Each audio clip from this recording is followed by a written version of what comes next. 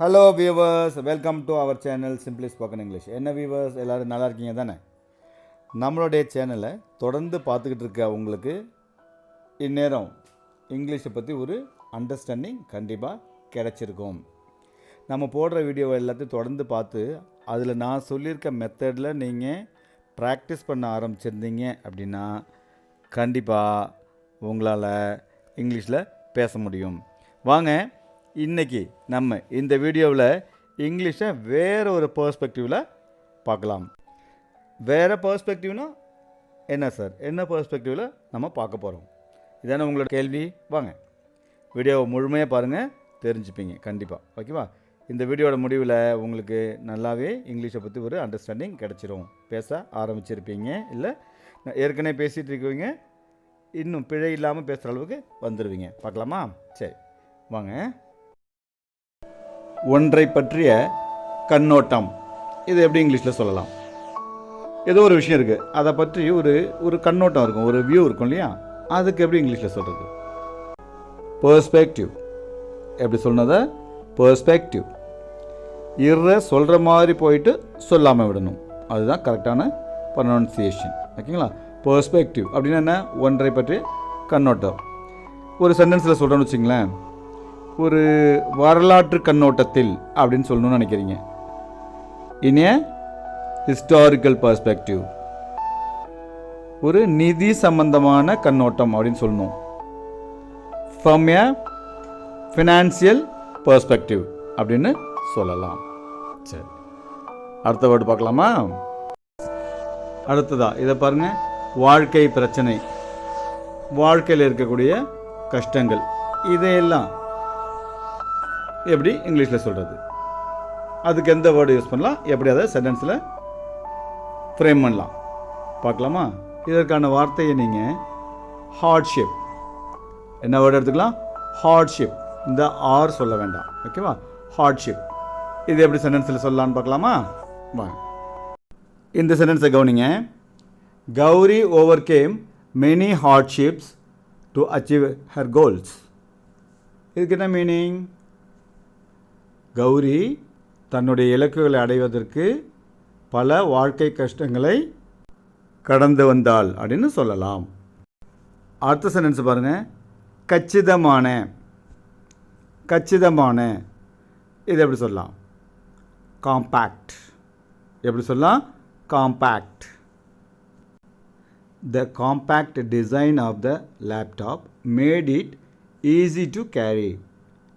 அந்த லேப்டாப்பின் கச்சிதமான வடிவமைப்பு அந்த லேப்டாப்பை எடுத்து செல்வதை எளிதாக்குகிறது. அடுத்தது பாருங்கள், கணிசமான. கணிசமான இது எப்படி சொல்லலாம்? சப்ஸ்டான்ஷியல். எப்படி சொல்லலாம்? சப்ஸ்டான்ஷியல். வாங்க, சென்டென்ஸில் எப்படி யூஸ் பண்ணலான்னு பார்க்கலாமா? She made a substantial contribution to the charity. இதுக்கு என்ன மீனிங்? தொண்டு செய்வதில் அவள் கணிசமான அளவு பங்களிப்பு செய்தாள் அப்படின்னு சொல்லலாம். அடுத்தது பார்க்கலாமா? இதயம் கனிந்த. இது எப்படி சொல்லலாம்? இதயம் கனிந்த. கோடியல். கோடியல். இதயம் கனிந்த. He received a cordial welcome from his friends. அவனுடைய நண்பர்களிடமிருந்து ஒரு இதயம் கனிந்த வரவேற்பை பெற்றான். அடுத்தது பாருங்க, தேம்பி அழு. தேம்பி அழு. The child began to sob uncontrollably. இதுக்கு என்ன மீனிங்? குழந்தை கட்டுப்படுத்த முடியாத அளவிற்கு அழத் தொடங்கியது. அடுத்தது பாருங்க, விட்டுக்கொடு. விட்டுக்கொடு. Make a concession. Make a concession. இது எப்படி சென்டென்ஸில் யூஸ் பண்ணலாம் பார்க்கலாமா? He made a concession to lower the price. He made a concession to lower the price. அவன் விலையை குறைக்க விட்டு கொடுத்தான். அவன் விலையை குறைப்பதற்கு விட்டு கொடுத்தான் அப்படின்னு சொல்லலாம். அடுத்தது பாருங்க, உண்மையை திரித்து கூறுதல். உண்மையை திரித்து கூறு. இதுக்கு என்ன சொல்லலாம் இங்கிலீஷில்? ஃபேப்ரிகேட். எப்படி சொல்லலாம்? Fabricate. The child fabricated a story to avoid punishment. இதுக்கு என்ன மீனிங்? குழந்தை பனிஷ்மெண்ட்டை அவாய்ட் பண்ணுறதுக்கு ஒரு கதை, உண்மையை திரித்து கூறுதல், ஒரு கதை விட்டுச்சுன்னு சொல்லுவோம் இல்லைங்களா, அதுதான். அடுத்து இந்த வேர்டு பாருங்கள், மேய்த்தல். இது எப்படி சொல்லலாம்?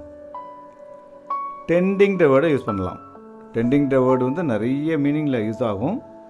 இப்போ ஆடு மாடுகள் மேய்த்தல், அதுக்கும் நம்ம பயன்படுத்தலாம். சென்டென்ஸில் பார்க்கலாமா? வாங்க. Tending goats requires a lot of hard work. ஆடு மேய்ப்பதற்கு நிறைய கடின உழைப்பு தேவைப்படுகிறது. Tending goats requires a lot of hard work. ஆடு மேய்ப்பதற்கு நிறைய கடின உழைப்பு தேவைப்படுகிறது. அடுத்தது பார்க்கலாமா? நம்பத்தக்க, நம்பத்தகுந்த, இதை எப்படி சொல்லலாம் பார்க்கலாமா? கொஞ்சம் யோசிங்களேன், தானாகவே வருதான்னு பார்க்கலாமே. எஸ், அவ்வளோதான். Trust worthy, trust worthy. He is a trust worthy friend, he is a trust worthy friend. அவன் ஒரு நம்பத்தகுந்த நண்பன், அவன் ஒரு நம்பத்தகுந்த நண்பன். அடுத்தது பாருங்க, அற்பமான, அற்பமான, இதை எப்படி சொல்லலாம்? ட்ரிவியல். எப்படி சொல்லலாம்? ட்ரிவியல். வாங்க, இதை எப்படி ஒரு வாக்கியத்தில் பயன்படுத்தலாம் பார்க்கலாமா? He spent hours worrying about trivial matters. அவன் அற்பமான விஷயங்களை பற்றி கவலைப்படுவதற்கு பல மணி நேரத்தை செலவு செய்தான். அடுத்த வார்த்தை கவனிங்க, மிக முக்கியமான, மிக முக்கியமான, significant, significant. வாங்க, எப்படி சென்டென்ஸ் யூஸ் பண்ணலான்னு பார்க்கலாமா? Your role in the project was significant. Your role in the project was significant. அந்த ப்ராஜெக்டில் உங்களுடைய பங்கு மிக முக்கியமான ஒன்று. அடுத்தது பார்க்கலாமா? நியாயமான, நியாயமான, அது எப்படி சொல்லலாம்? ரீசனபிள். அப்படி சொல்லலாம்? Reasonable. A reasonable price for that shirt would be around 2000 rupees. அந்த சட்டைக்கு 2000 ரூபாய் ஒரு நியாயமான விலையாக இருக்கும். அடுத்தது பார்க்கலாமா? புத்துணர்ச்சி அளிக்கிற, புத்துணர்ச்சி அளிக்கிற, refreshing, refreshing. The cool breeze on a hot day was refreshing. The cool breeze on a hot day was refreshing. வெப்பமான ஒரு நாளில் அந்த குளிர் காற்று புத்துணர்ச்சி அளிப்பதாக இருந்தது. அடுத்தது பாருங்க, தொடர்புடைய, தொடர்புடைய, relevant, relevant. சென்டென்ஸில் பார்ப்போமா? The course material was relevant to real world problems. அந்த பாடப்பொருள் நிஜ உலக பிரச்சனைகளுக்கு தொடர்புடையதாக இருந்தது. அடுத்தது பாருங்க, தொற்றிக்கொள்ளக்கூடிய, contagious, contagious. The virus was highly contagious. அந்த வைரஸ் அதிகமாக தொற்றிக்கொள்ளக்கூடியதாக இருந்தது. உங்களுக்கு ப்ராக்டிஸ் பர்பஸ்க்காக இன்னும் கொஞ்சம் வார்த்தைகளையும் அதற்கான மீனிங்கையும் தரேன். சென்டென்ஸு ஃப்ரேம் பண்ணி பாருங்கள். ஏதேனும் சிரமம் இருந்துச்சுன்னா நீங்கள் கமெண்ட் செக்ஷனில் சொல்லுங்கள். அதற்கான வாக்கியங்களை நான் உருவாக்கி அனுப்புகிறேன். ப்ராக்டிஸ் பண்ணலாமா? ப்ராக்டிஸ்க்கான வார்த்தைகளை பார்க்கலாமா? திருப்தியான, திருப்தியான, கண்டென்ட், கண்டென்ட். நாடோடி, நாடோடி. இதுக்கு என்ன இங்கிலீஷில்? நாடோடினா ஒரு இடத்துல இல்லாமல் ஒரு இடமா அப்படியே அலைஞ்சிக்கிட்டே இருப்பாங்க இல்லையா, அதான். நோமேட். நோமேட் அவ்வளோதான். பர்மனெண்ட்டாக ஒரு இடத்துல இல்லாமல் இடம் மாறிக்கிட்டே இருப்பாங்க, அதுதான். அடுத்தது பார்க்கலாமா? வாங்க. முரண்பாடு இல்லாத. முரண்பாடு இல்லாத இது எப்படி சொல்லலாம்? முரண்பாடே இருக்காது, முரண்பாடு இல்லாத ஒன்று அப்படின்னா தொடர்ந்து இருக்கக்கூடியது, ஓகேவா? கன்சிஸ்டன்ட். கன்சிஸ்டன்ட் அவ்வளோதான். முரண்பாடே இருக்காது, அதில் கன்சிஸ்டண்ட்டாக இருக்கும். அடுத்தது பாருங்கள், உரையாடு. உரையாடு. உரையாடுறதுக்கு என்ன? கொஞ்சம் யோசிச்சிங்கன்னா வந்துடும், அவ்வளோதான். கான்வர்ஸ். கான்வர்ஸ் கான்வர்சேஷன் சொல்லுவோம்ல, உரையாடல், அதே தான். இது வேர்பு, கான்வர்ஸ். அவ்வளோதான். இங்கிலீஷ் ஒன்றும் கஷ்டம் கிடையாது. வாங்க அடுத்தது பார்க்கலாமா? செயல் திட்டம். செயல் திட்டம் இது எப்படி சொல்கிறது இங்கிலீஷில்? இதுக்கெல்லாம் நீங்கள் சென்டென்ஸை ஃப்ரேம் பண்ணி பார்க்கணும். ஸ்ட்ராட்டஜி எப்படி சொல்லலாம்? ஸ்ட்ராட்டஜி, அவ்வளோதான். இப்போ இந்த செயல் திட்டம், ஸ்ட்ராட்டஜி, இது இங்கிலீஷில் நீங்கள் யூஸ் பண்ணி சென்டென்ஸை ஃப்ரேம் பண்ணணும். இதுதான் உங்களுக்கான எக்ஸசைஸ். அடுத்தது பார்க்கலாமா? வாங்க. முரண்பாடு இது எப்படி சொல்ல போகிறீங்க? முரண்பாடு. முன்னாடி முரண்பாடு இல்லாத பார்த்தோம், இப்போ முரண்பாடே பார்க்குறோம். எப்படி என்ன இருக்கும்? கான்ஃப்ளிக்ட். கான்ஃப்ளிக்ட் அவ்வளோதான். அவங்களுக்குள்ள ஏதோ கான்ஃப்ளிக்ட் இருக்குது, ஏதோ கொஞ்சம் முரண்பாடு இருக்குது, இவ்வளோ தான். சரியா? முரண்பாடு இல்லாமல் கற்றுக்கலாம், இவ்வளோ தான். அடுத்து பார்ப்போமா? ஆறுதல் கொடு. இப்போ ஒருத்தவங்க கஷ்டத்தில் இருப்பாங்க, கவலையில் இருப்பாங்க, அவங்களுக்கு ஒரு ஆறுதல் கொடுன்னு சொல்லுவோம்ல, அதை எப்படி சொல்லலாம்? ஆறுதல் கொடு. கொஞ்சம் யோசிச்சிங்கன்னா வந்துடும், இன்னும் கஷ்டம் கிடையாது. கன்சோல். கன்சோல் இதுதான். அவரை கொஞ்சம் கன்சோல் பண்ணுங்களேன், அவ்வளோதான். அவரை கொஞ்சம் ஆறுதல் படுத்துங்களேன் அப்படின்னு அர்த்தம். சரிங்களா? இதெல்லாம் நீங்கள் கற்றுக்கணும் நல்லா. உறிஞ்சி குடி. இதை எப்படி சொல்லுவீங்க? உறிஞ்சி குடி. இன்னும் கஷ்டம் கிடையாது, தெரிஞ்ச வார்டு தான். கொஞ்சம் யோசித்து பார்த்தீங்கன்னா வரும், இல்லாட்டா நான் சொல்கிறேன். சிப். சிப். ஏராளமான.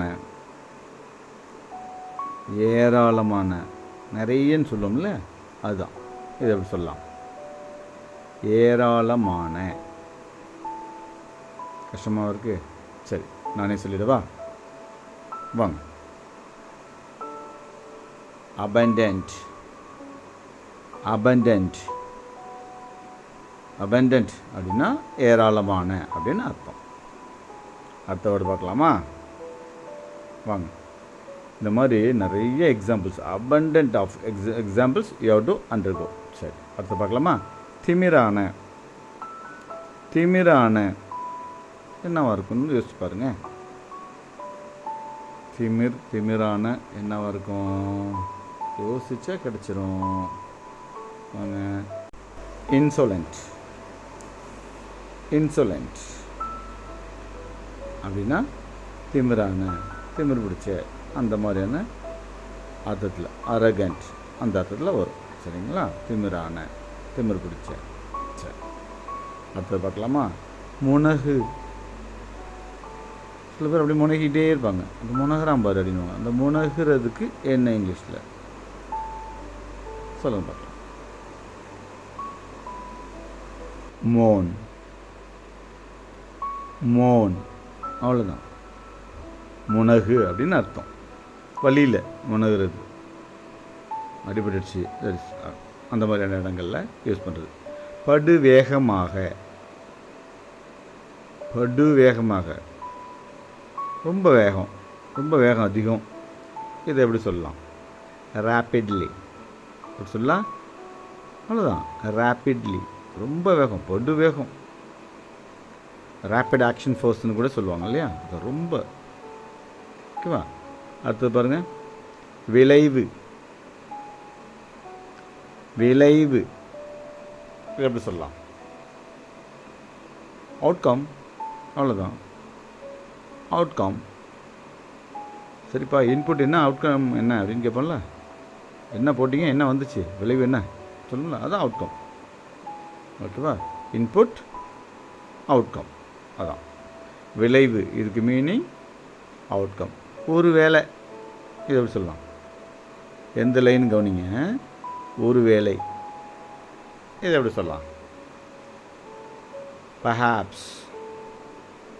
perhaps நடக்கலாம், நடக்காமல் போகலாம். நிச்சயமாக சொல்ல முடியாத ஒரு சூழலில் சொல்லுவோம் இல்லையா? ஒரு வேளை நாளைக்கு நான் வந்தாலும் வருவேன் அப்படின்னு சொல்லுவோம்ல, perhaps I may come tomorrow அப்படின்னு சொல்லுவோம் இல்லைங்களா? அது மாதிரி.